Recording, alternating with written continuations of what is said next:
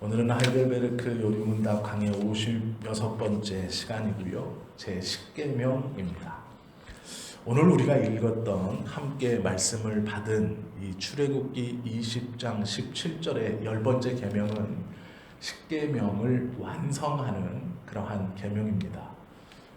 10계명에서 무엇이 가장 중요하겠습니까? 라고 말하면 대부분의 사람들은 1계명을 꼽습니다. 제일 중요하기에 하나님께서 제일 먼저 가르쳐 주신 것이 아닙니까? 이렇게 말합니다. 그런데 이 10계명을 온전히 포괄하는, 즉 1계명부터 9계명까지 모든 내용을 끌어안고 있는 계명이 이 10번째 마지막 계명입니다. 이 10번째 계명은 다른 계명들과는 조금 다릅니다. 무엇이 다르냐면 다른 계명들은 행동에 대해서 기록하고 있습니다. 즉 이렇게 해라, 이렇게 하지 마라, 이런 말씀입니다. 그런데 이 10계명을 가만히 읽어보시면 행동이 아니라 마음에 대해서 가르치고 있는 것입니다. 구체적으로 이렇게 하지 마라, 저렇게 하지 마라 라는 것을 반복하시긴 하지만 그 반복하시는 것을 가만히 묵상하면 결국 마음의 탐심을 다스려라 라는 말씀으로 귀결되는 것이죠. 즉 이 10번째 계명은 탐심을 갖지 말아라 라고 말씀하시는 겁니다. 우리가 이 10계명을 주신 배경을 기억할 수 있어야 됩니다. 이 10계명은 하나님이 뜬금없이 주신 게 아닙니다. 이스라엘 백성들을 출애굽시키시고 거룩한 땅에 들어가기 전 이들을 선택하셔서 홍해를 건너게 하시고 구름 기둥과 불 기둥으로 그들에게 내가 너와 항상 함께 있다 라는 확신을 주신 다음 하나님이 세운 모세를 통해 눈에 보이는 돌판에 10가지 언약을 주신 것이 10계명입니다. 즉 이 10계명은 구원받은 백성들에게 내가 너와 함께 있다. 그러니 나와 함께 있는 너희는 이 10가지를 잘 지켜야 한다라고 주신 거예요. 즉 구원을 받기 전 사람들에게 준 게 아니라 하나님의 선택으로 출애굽하여 이미 구원받은 사람들에게 준 것이 이 10가지의 약속입니다. 이 10가지의 약속이 모두 다 소중하고 10가지를 잘 지키면 의롭다, 칭함을 받아서 하나님 나라에 들어갈 수 있습니다. 그런데 문제는 이 10가지의 계명을 온전히 지킬 수 있는 사람이 없는 것이죠. 그래서 율법으로는 의인이 하나도 없다라고 말씀하시는 겁니다. 하나님의 율법 10가지, 겉으로 나는 하나님 외에 다른 신을 섬기지 않습니다. 우상을 갖고 있지도 않습니다. 이름을 망령되이 여기지도 않습니다. 또 그들에게 무엇인가 바라지도 않습니다. 다 할 수 있어요. 부모를 굶기지 않고 공경했습니다. 거짓말, 살인, 도적질 안 했습니다. 그럴 수 있습니다. 그런데 뭐가 걸리냐면 하나님께서 10가지를 해라 하지 마라라는 것에 내가 겉으로 순종하고 따라간다고 해서 하나님이 그것을 지켰다 도와주시지 않는다는 데 문제가 있습니다. 겉으로는 다 지켰다라고 말한 사람이 성경에는요 몇 명 등장합니다. 우리가 아는 것처럼 니고데모가 그 중 한 사람이었습니다. 어려서부터 할머니와 어머니에게 율법 교육을 받은 디모데도 또 관원으로 출세하면서 어려서 자신도 또 남에게도 젊은 나이에 출세하고 사내들인 공의원이 되고 관리가 되어서 살았던 예수님 앞에도 나는 그것을 다 지켰습니다. 말할 정도의 사람들이 있었습니다. 바울도 자기를 가리켜 나는 율법으로는 흠이 없는 자다라고 말했습니다. 무엇이냐면 겉으로 내려지는 명령은 지킬 수 있다는 것입니다. 그런데 문제는 하나님의 약속대로라면 그 그 10가지의 계명을 겉으로 다 잘 지킨 사람은 구원의 은혜와 평안과 화평과 하나님의 백성이라는 확신이 있어야 되는데 다 불안해하는 것입니다. 예수님께 찾아와서 주님, 어떻게 하면 구원을 받을 수 있겠습니까? 거듭나야 한다. 어떻게 사람이 다시 어미 뱃속에 들어갔다 나올 수 있겠습니까? 라고 묻습니다. 바울도 율법으로는 내가 흠이 없다라고 말했지만 그는 다메섹 도상에서 예수 그리스도를 만났을 때 자기를 죄인의 괴수다라고 고백합니다. 율법을 잘 지켰는데 본인 스스로 나는 죄인입니다 라고 결국 고백하게 된다는 것이죠. 왜 그럴까요? 하나님께서 주신 이 10가지의 계명의 깊이를 알고 있다면 그것을 감히 다 지킨다라고 말할 수 없기 때문에 그렇습니다. 이 마지막인 10번째 계명은 탐심입니다. 이 10번째 계명이 왜 중요하냐면 이 10번째 계명은 앞에 모든 계명과 연관되어 있습니다.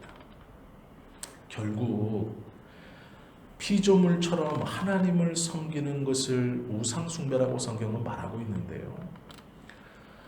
우리가 하나님을 어떻게 바라봐야 하냐면 내가 사나 죽으나 나의 유일한 위로는 하나님입니다 라고 고백하라고 웨스트민스터 소요리 문답 제1문에 기록되어 있습니다. 그런데 우리는 이렇게 생각하죠. 이것은 꼭 있어야 살아갑니다 라고 생각하는 게 있어요. 하나님 외에 이것은 꼭 있어야 살아갑니다 라고 생각하는 것이 우상숭배라고 하나님 말씀하십니다. 그런데 탐심은 하나님보다 다른 어떠한 것을 더 앞에 두는 모든 것이 탐심입니다. 이거를 이해하시려면 이렇게 이해하면 됩니다. 우리는 탐욕 때문에, 탐심 때문에 하나님 외에 다른 것을 섬깁니다. 내 눈에 만족함을 위해서 하나님의 형상을 만들어 놓고 그것을 보며 흡족해하고 신앙적으로도 만족합니다. 탐심 때문에 하나님의 이름을 함부로 거짓되고 가볍게 맹세합니다. 탐심 때문에 안식일을 범하기도 합니다. 탐심으로 인하여 부모를 공경하지도 않습니다. 다른 사람을 미워하거나 생명을 해하기도 합니다. 살인과 간음과 거짓 모두 탐심 때문에 일어나는 것이죠. 1계명부터 9계명까지 어기는 절차를 보면 여러 방법과 순서들이 뒤죽박죽일지라도 결국은 탐심으로 인하여 일어나는 것입니다. 더 움켜쥐고 싶은 마음, 이것은 꼭 있어야 한다고 생각되는 그 무엇, 하나님 외에 다른 어떠한 것을 더 사랑하는 것, 그것이 탐심입니다. 오늘 성경은요, 구체적으로 이웃의 아내와 남종과 여종, 소와 나귀라고 말씀합니다. 그런데 그 뒤에 말이 더 중요해요. 무릇이라는 말이 더 중요합니다. 그것과 함께 모든 것이라는 뜻이 무릇입니다. 이것과 함께, 이것을 포함하여서 나머지 모든 것을 포함하는 것이 무릇입니다. 그러면 그것을 포함해 모든 것에 대한 탐심을 물리쳐라 라고 가르치는 것이 10계명입니다. 그러기에 이 10번째 계명을 지키는 것은 쉽지 않습니다. 당장 끼니가 없으면 이것은 있어야 살아간다라고 하는 것이 있습니다. 오늘 오전에 문자를 드린 것처럼 김승혜 집사님 신방을 갔다 왔습니다. 이제 이야기를 쭉 들으니까 1년 8개월 전에 한번 체를 했고 그 이후로 위가 이제 고장이 나서 병원에 다니신다라는 이야기였습니다. 그런데 이제 이런저런 이야기를 하시는 중에 친구들이 자기한테 그랬다는 거예요. 집을 팔아서라도 고쳐야 된다. 이렇게 말씀하셨대요. 가만히 보세요. 집을 팔아서라도 고쳐야 된다. 약 70 정도 되신, 70이 넘은 한 분이 내가 살 집, 내 이름으로 된 내 살 집, 이게 얼마나 중요하겠습니까? 70 중반 정도 된, 예를 들어 한 분이 자기 이름으로 된 살 집이 있는 거예요.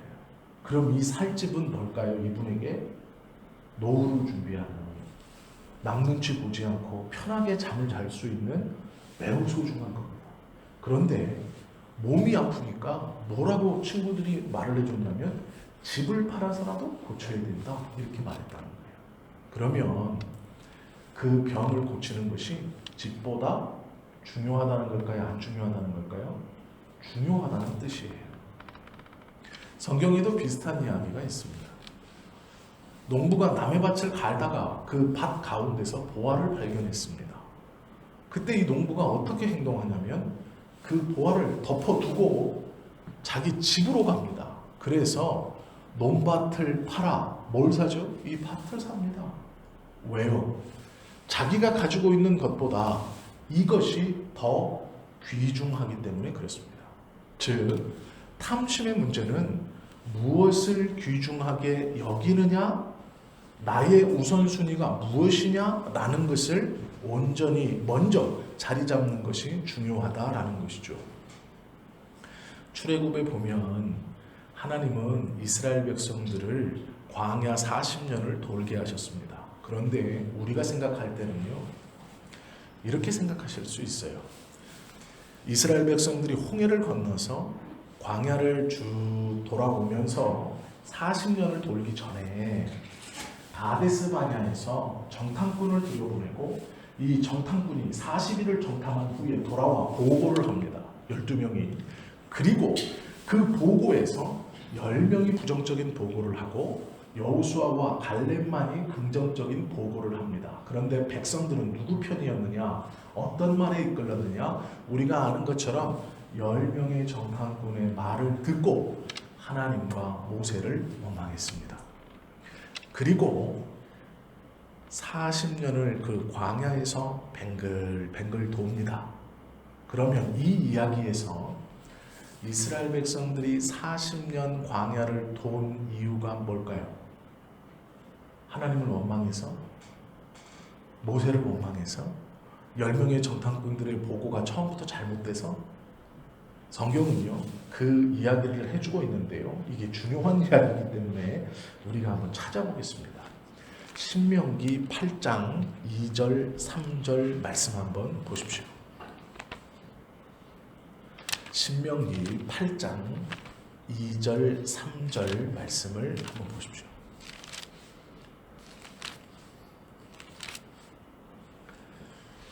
가나안 땅에 대한, 너희가 이제 이 땅을 들어갈 것이다. 광야 40년을 끝내고 이제 다시 40년 전에 섰던 그 땅에 서서 가나안 땅을 바라보면서 하나님이 주신 말씀이에요. 뭐라고 줬냐면 8장 2절 말씀 한번 읽어보겠습니다. 시작. 내 하나님 여호와께서 이 40년 동안에 내게 광야 길을 걷게 하신 것을 기억하라. 이 뒤가 중요합니다.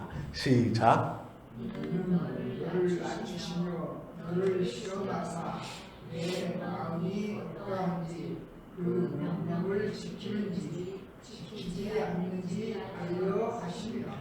여기서 말씀하시는 그 명령이 뭘까요? 10가지의 계명입니다. 하나님께서 이스라엘 백성들을 지금 뭐라고 표현하냐면 단수로 표현해요. 너라고 표현합니다. 즉 그 공동체를 하나로 보고 계세요. 하나로 보고 계시면서 40년간 광야에서 헤맨 이유가 무엇인지 아느냐?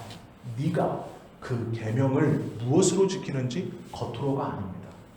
마음으로 지키는지 지키지 않는지 보려 했다라고 말씀하셔요. 즉 하나님의 말씀은 겉으로 우리가 따라하고 흉내내고 내가 남이 보기에 어떻습니다가 아닙니다. 내 마음으로 어떻게 행하고 있는지가 중요한 것이에요. 하나님께서 광야에 이스라엘을 돌리시면서 그 척박한 땅, 물도 귀하고 식량도 귀하고 낮에는 덥고 저녁에는 추운 그 땅을 40년간 어려운 가운데 돌리신 이유는 하나라는 거예요. 네가 마음으로 나의 계명을 지키는지 내가 확인하려 했다라고 말씀하세요. 단순히 가데스 바네아에 서서 10명의 정탐꾼의 보고를 받고 이스라엘 백성들이 그 한 번 원망했다고 하신 것이 아니에요.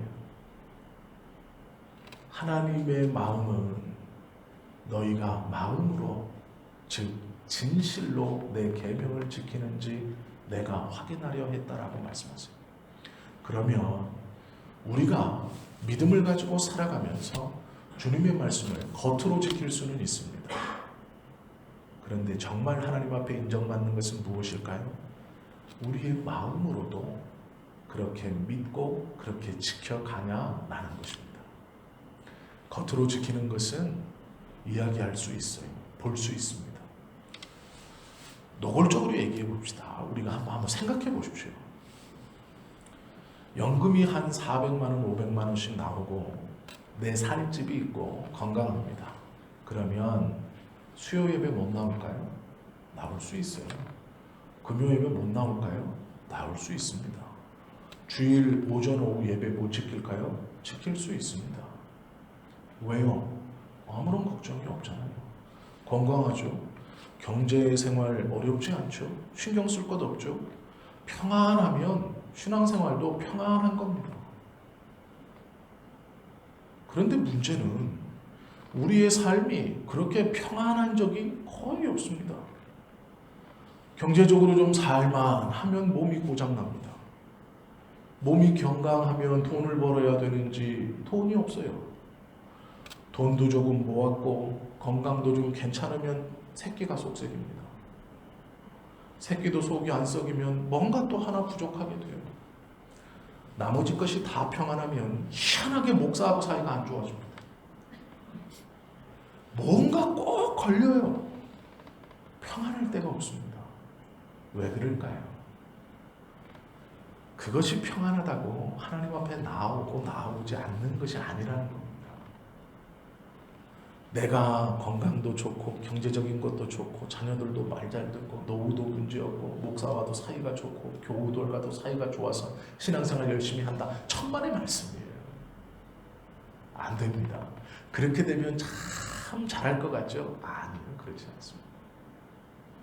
이스라엘 백성들이 광야 40년을 하나님은 일부러 밀어넣으신 거예요. 하나님께서 그 이스라엘 백성들을 얼마나 사랑하셨는데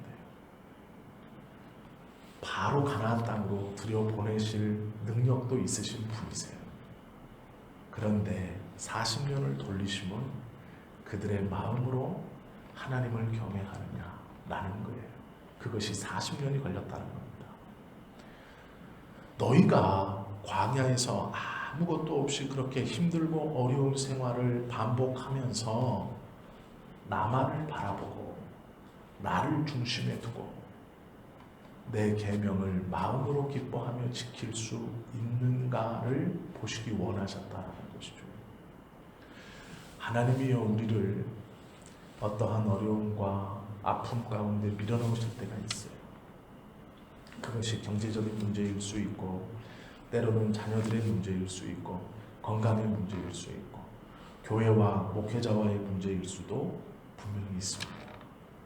그러면 잘 기도하시고 잘 깨달으세요. 내가 건강이 좋아지면 하나님이 아니에요. 아우 나는 건강이 나빠서 아닙니다. 그게 아니에요. 나는 돈이 없어서 자녀가 속썩여서 아니에요. 저 목회자하고 사이가 나빠서 아닙니다. 그게 중요한 게 아니에요. 하나님이 일부러 그곳에 밀어넣으시는 경우가 있어요. 왜요? 무엇을 보시기 위해서? 기쁨으로 내 계명을 순종하는지 보겠다라고 하시는 경우가 있습니다. 우리는요, 탐심이 작동하면 환경의 꼬투리를 잡고 다른 사람의 꼬투리를 잡습니다. 그래서 나는 이것만은 놓지 못한다. 이것만은 꼭 있어야 살아갈 수 있다라고 생각합니다. 주님께서 일부러 낮추시는 이유는 사람이 떡으로만 사는 것이 아니고 하나님의 입에서 나오는 말씀으로 사는 것이다라는 것을 깨닫게 해주시기 위해서예요. 우리가 건강 때문에 사는 것 아니고 돈 때문에 사는 것 아니고 자식 때문에 사는 것 아니고 목회자와의 관계 때문에 사는 것 아닙니다. 오로지 하나님의 말씀으로 우리는 살아가는 사람들입니다. 그것을 깨닫게 해주시기 위해서 우리를 그 어려움 가운데 광야의 훈련과 같이 밀어넣어주고 있는 줄 모릅니다. 그것들을 빨리 극복하는 방법은 하나님께 다시 돌아오는 겁니다. 제가 문병을 가거나 신방을 가면 꼭 하는 말이 있어요. 우리 강윤아 권사님에게도 그랬고 다른 분에게도 그랬고 우리 김승혜 집사님에게도 제가 그랬지만 똑같아요. 그만큼 약 먹었으면 이미 안 고쳐지는 겁니다. 약으로. 약을 6개월, 1년 먹었는데 안 고쳐진다는 것은 약으로만 되는 게 아니라는 거예요. 그러면 뭘로 될까요? 약도 먹어야 되죠. 먹지 말라는 얘기가 아닙니다. 병원 열심히 다니셔야 돼요. 그런데 내가 병원을 6개월 열심히 다녔어요. 1년을 열심히 다녔어요. 차도가 없습니다. 그럼 약으로 고쳐지는 병은 아니에요. 뭘로 고쳐질까요? 하나님 앞에 매달리는 수밖에 없어요. 하나님이 고치셔야 됩니다. 그런데 사람들은요, 둘 중에 하나를 골라요. 이 병원부터 가가지고 고친 다음에 교회를 가는 거지. 신앙생활도 하는 거지. 기도도 하는 거지. 아니요. 약으로 고칠 것 같으면요, 3개월 먹으면 무조건 나아야 돼요. 약의 내성이 3개월 이상 먹으면 내성 생겨서 안 고쳐집니다. 다 아시잖아요. 약을 먹어보셔서. 6개월, 1년 열심히 병원 다녔는데 차도가 없다면 하나님 앞에 매달리는 걸 안 하셨기 때문이에요. 그리고 또 반대로 막 하나님 앞에만 매달려요. 병원 끊고 그러지 마세요. 그것도 잘못된 겁니다. 두 가지를 같이 하셔야 돼요. 병원도 다니시지만 하나님 앞에 매달리기도 하셔야 돼요. 그렇게 매달린 사람을 하나님이 의사의 손을 통해 고치시는 거예요. 물론 기도하는 중에 고치시기도 합니다만. 제가 오늘 신방을 가서 그런 말씀을 드렸어요. 1년 8개월 병원을 다녔대요. 집사님, 약으로 고칠 것 같으면 벌써 고쳤어요. 그러면 이제 하나님께 매어달림도 같이 하셔야 돼요. 기도하셔야 되고 하나님 앞에 이것을 고쳐달라고 하나님이 고쳐주신다는 확신과 믿음으로 나아가야 되고 성경에서 말한 것처럼 장로를 초청하여 기도를 받고 같은 교우의 성도들에게 내가 이 병으로 힘드니 중보기도 해달라고 자꾸 이야기를 해서 함께 기도함으로 온 교회 공동체가 나의 육신의 연약함을 놓고 기도하고 하나님께서 그 기도를 들어 나를 고쳐주십시오라고 간절함으로 나아가야지. 아무한테도 알리지 않고 내가 건강하고 혈색이 좋았던 모습만 보이고 싶고 지금은 약하고 삐쩍 말라서 본인이 보기에 볼품이 없으니 알리고 싶지 않다. 아니요, 그렇지 않아요. 믿음은 그게 아닙니다. 병원도 잘 다녀야 되지만 하나님 앞에 최선을 다하여 매달리는 거예요. 우리 안에 탐심이 있다는 것은요, 내가 무엇인가 꼭 쥐고 있어야 된다는 거예요. 그 자존심, 내 눈에 보기 좋은 것, 이것만은 놓을 수 없어. 세상에 위가 움직이지 않아서 1년 8개월 동안 병원을 다녔는데 아직도 이걸 못 놓으면 어떡합니까? 자기 안에 있는 것을 공동체에 내려놓고 함께 그것을 위해서 기도하고 중보하고 병원은 병원대로 열심히 다녀야죠.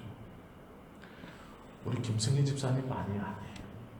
우리도 마찬가지입니다. 그것이 탐심이에요. 내가 마지막까지 놓지 못하고 있는 그거, 꽁꽁 싸매고 있는 그거, 이건 놓으면 죽는다라고 붙들고 있는 그거, 하나님의 은혜보다 그것을 포기 못한다고 붙들고 있는 그것을 빨리 놓으셔야 돼요. 그게 자존심으로 위장한 탐심입니다. 아이고 신세지기 미안해서 그렇게 껍데기를 쓴 탐심이에요. 그건 못 놓는다는 거죠. 아니에요. 그러실 필요 없어요. 시편 16편에 보면요, 탐심을 부리지 않는 방법에 대해서 기록하고 있어요. 놀랍게도 시편 16편. 시편 16편 한 번 더 찾아볼까요? 시편 16편 말씀 한번 찾아보세요.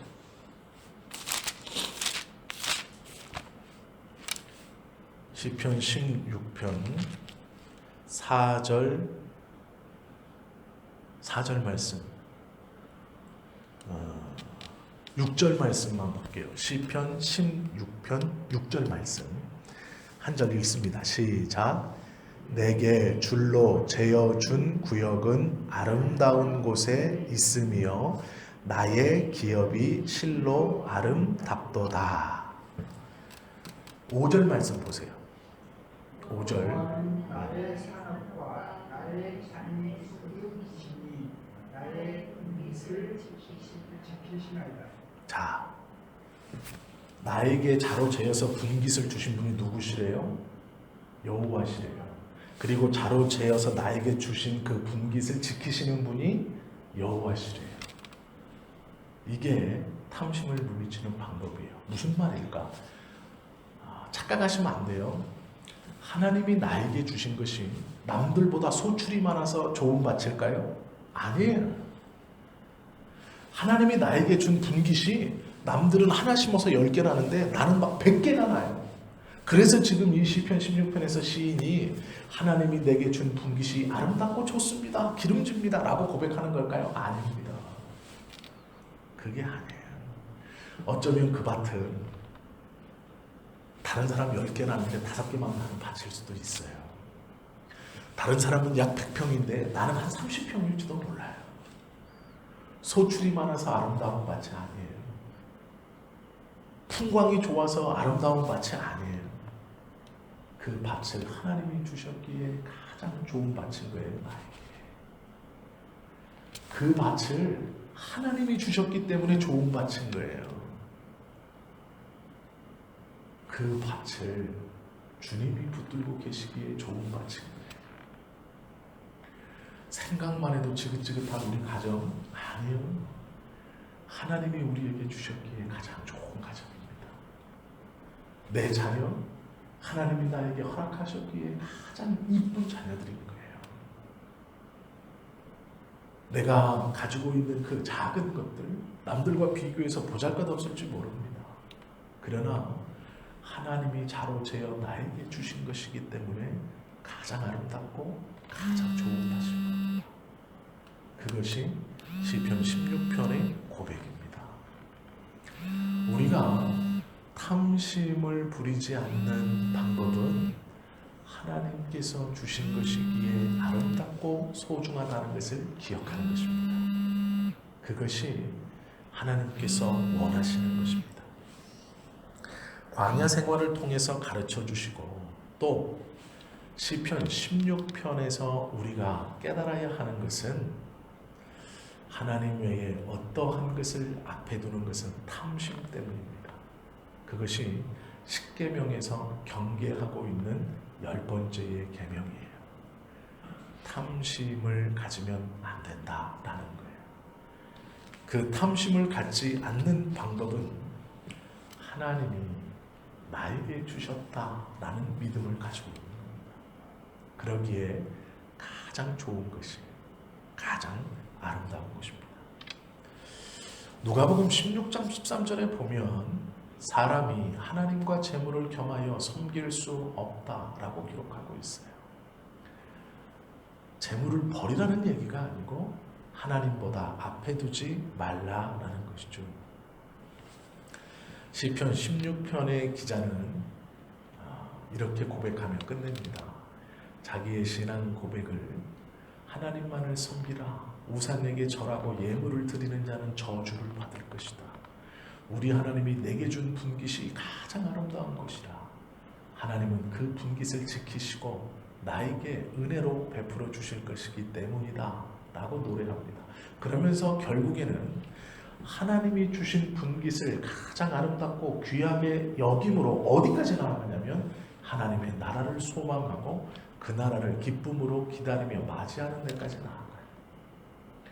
우리가 지금 붙들고 있는, 어쩌면 누리고 있는 우리의 모든 것이 하나님이 허락해 주신 것입니다.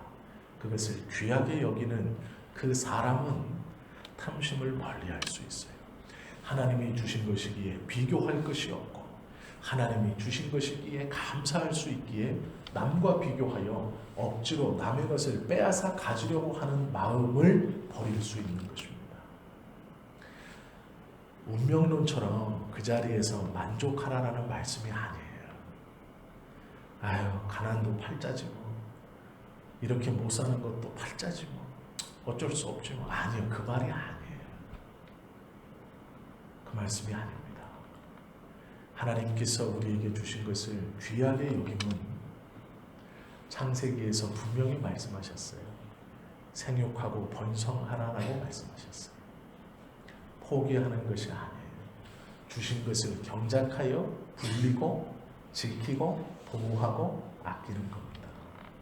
포기하고 그냥 아이고 하고 사는 것이 아닙니다.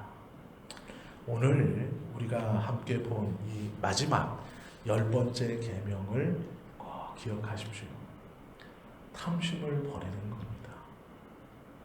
남의 것을 빼앗아 내 것으로 만들려는 것. 그 탐심 때문에 우상을 섬기게 되고, 그 탐심 때문에 부모에게 마땅히 드려야 할 것을 드리지 못하고, 그 탐심 때문에 살인하고 거짓말하고 도둑질하는 것입니다. 그 탐심으로 인하여 우리가 하나님의 말씀을 온전히 지키지 못하는 것입니다. 하나님께서 자로재어 내게 준 것에 감사할 줄 알고 그것을 열심히 가꾸고 개발시켜서 더 큰 것으로 하나님께 영광 돌리는, 그리하여서 이 10가지의 계명을 온전히 지키며 살아가시는 저와 여러분이 되시기를 예수님의 이름으로 축원합니다. 그러한 복이 우리에게 임할 줄로 믿습니다. 기도하시겠습니다.